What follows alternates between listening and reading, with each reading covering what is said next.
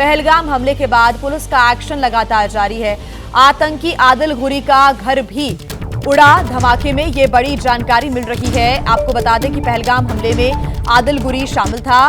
बिजबेहड़ा में आतंकी आदिल गुरी का घर था। घर में विस्फोटकों की वजह से ये धमाका हुआ है, ये जानकारी मिल रही है। धमाके की तस्वीरें आप एक्सक्लूसिवली एबीपी न्यूज पर देख रहे हैं। जो धमाका हुआ, तेजी के साथ ये धुआं उठता हुआ और लपटें उठती हुई नजर आई। बता दें कि पहलगाम हमले में आदिल का नाम भी शामिल है, ये जानकारी मिल रही है। ऐसे में पुलिस का जो एक्शन है वो लगातार जारी है। पुलिस अलग अलग इलाकों में जाकर तफ्तीश कर रही है, कई घरों में जाकर छापामार कार्रवाई की जा रही है, तलाशी ली जा रही है। दूसरी तस्वीर आप आसिफ के घर की भी देख रहे हैं। आसिफ के घर में भी धमाका हुआ और पुलिस की तरफ से जानकारी साझा की गई, जिसमें विस्फोटकों के होने की बात सामने आई है। तो ये दो तस्वीरें आपके सामने, एक तस्वीर आप देख रहे हैं जहां पर धमाका हुआ है, वो तस्वीर आदिल के घर की है, और दूसरी तस्वीर जहां पर धमाका हुआ, यहां पर भी विस्फोटकों के होने की बात सामने आई थी। पुलिस के द्वारा ये जानकारी साझा की गई थी। ये घर आसिफ शेख का बताया जा रहा है। इन दोनों का ही पहलगाम में हुए आतंकी हमले में नाम शामिल आया है। बता दें कि पहलगाम में जो मंगलवार को पर्यटकों पर आतंकी हमला हुआ, जिसमें 26 लोगों की मौत हो गई, और उसके बाद अब लगातार कार्रवाई और एक्शन तेज कर दिया गया है। एक तरफ जहां सेना की टीम, सुरक्षा बल तैनात हैं और चप्पे चप्पे पर निगरानी रखी जा रही है, उन हैवानों तक पहुंचने की कोशिश हो रही है जिन्होंने इस नापाक घटना को अंजाम दिया। भारत सरकार की भी कड़ी कार्रवाई यहां पर सामने आ रही है, कड़े फैसले लिए गए हैं। तो दूसरी तरफ जमीन पर भी देखिए जो कार्रवाई है, जो एक्शन है, वो नजर आने लगा है। पुलिस की तरफ से जानकारी मिली है, उसके अनुसार इन घरों के अंदर विस्फोटक थे, इसी वजह से ये धमाके हुए हैं। दोनों ही घर उड़ा दिए गए हैं और आप इन दोनों ही घरों की स्थिति आप देखिए। अब जो एक्शन है उसके संकेत मिलने लगे हैं। ये जो एक्शंस हैं वो उन आतंकियों के खिलाफ लिए जा रहे हैं जिन्होंने निहत्थे इनोसेंट जो टूरिस्ट वहां पर पहुंचे थे पहलगाम में घूमने के लिए अपने परिवार के साथ, उन्हें गोली मारकर मौत के घाट उतार दिया, हत्या कर दी। और अब ये बिजबेहड़ा की तस्वीरें आप देखिए। आदिल गुरी का ये घर है। हालांकि सिर्फ इतने से काम नहीं चलेगा, आगे भी इस प्रकार की जो कार्रवाई है ये साफ तौर पर हमें आगे नजर आएगी। लेकिन आप ये जरूर कह सकते हैं कि जो कार्रवाई का सिलसिला है, जो एक्शन का सिलसिला है, वो शुरू हो चुका है। आतंकी आदिल गुरी का घर भी यहां पर उड़ता हुआ धमाके में आ रहा है नजर। पहलगाम हमले में आदिल गुरी भी शामिल था। बिजबेहड़ा में आदिल गुरी का घर था। और ज्यादा जानकारी के साथ हमारे संवाददाता आसिफ कुरैशी हमारे साथ जुड़े हुए हैं। आसिफ, पहले आसिफ के घर की तस्वीरें सामने आती और अब आदिल गुरी के घर की तस्वीरें सामने आ रही हैं।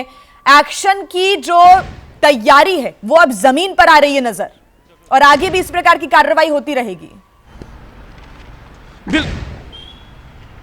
बिल्कुल जी, देखिए जिस तरीके से जम्मू कश्मीर पुलिस अब एनआईए के साथ मिलकर पहलगाम हमले की साजिश को बारे में जानकारी हासिल कर रही है, उसी का नेक्स्ट स्टेप ये माना जा रहा है। जिस तरीके से उन सक्रिय मिलिटेंट्स के घरों को निशाना भी बनाया जा रहा है, तलाशी अभियान भी चल रहा है, जिनके बारे में ये पुलिस की तरफ से संभावना जताई जा रही है कि उनका हाथ इस हमले के पीछे हो सकता है। आज रात में 2 जगह पे जो छापेमारी हुई थी, जिनमें बिजबेहड़ा में, गोरी गांव में आदिल के घर में तलाशी अभियान चलाया जा रहा था। इसी तरीके से जो त्राल में, आरिपल में आसिफ शेख के घर में भी तलाशी अभियान चलाया था। पुलिस ने दोनों घटनाओं के बारे में एक साझा बयान जारी करते हुए ये कहा है कि तलाशी अभियान के दौरान दोनों घरों में जब तलाशी ली जा रही थी, यहाँ पे संदिग्ध विस्फोटक मिला था, जिसमें तलाशी के दौरान विस्फोट हो गया और दोनों घर जो है वो धमाके में उड़ गए।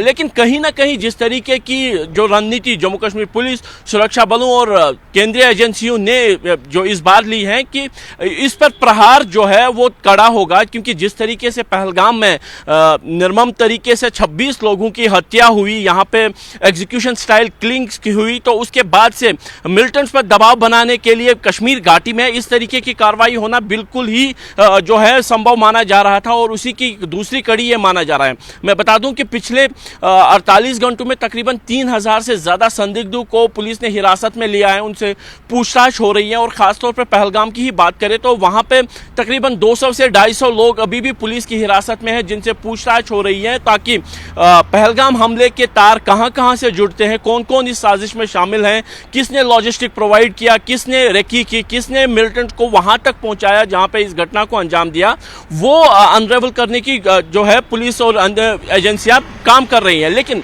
वहीं कहीं ना कहीं एक जो जमीन पे जो तैयारी हो रही है वो एक बड़ी कार्रवाई की है, जिसमें संभवतः जो टेरर इकोसिस्टम जिसको कहा जाता है, जिसमें मिलिटेंट्स के समर्थक, उनके ओजीडब्ल्यूज, उनके फाइनेंसर्स, उनको एक बड़े और क्या जानकारी मिल रही है, कौन से संगठन से जुड़े हुए थे, कहां पर प्रशिक्षण लिया, कहां पर इनका ठिकाना रहा और किस प्रकार से इस पूरी घटना को अंजाम दिया? पुलिस की तरफ से आधिकारिक बयान की भी इंतजार रहेगा, उसका भी आसिफ।